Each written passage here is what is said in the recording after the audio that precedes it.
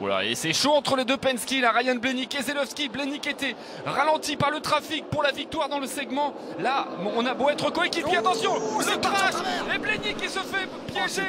Ryan Blaney à 8 tours de la fin, le leader, qui est complètement piégé sur cet accident. C'est catastrophique hein, pour Blaney, vu l'état de la voiture.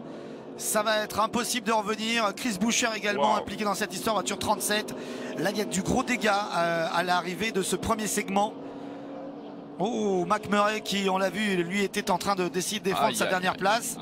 Catastrophe pour l'équipe 12. Avant la tête du chef mécano et de son assistant.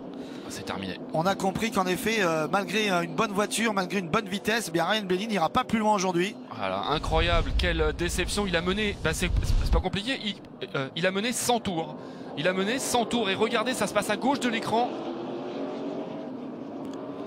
Alors devant il y a McMurray, il y a Chris Buescher qui avec Trevor Bayne, j'ai l'impression, qui est en train de passer à l'extérieur et il arrive à fond alors que Trevor Bayne remonte sur l'ovale. Mésentente entre les deux hommes.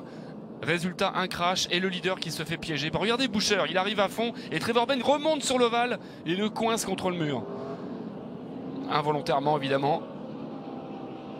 Et Blaney qui touche d'abord McMurray, qui est bien touché aussi, hein, McMurray, et qui emplafonne cette voiture 51 de Harrison Rhodes qui était retardataire. Ça c'est vraiment rageant, hein, parce qu'il y est pour rien du tout. Il était en train de gagner le premier segment, voire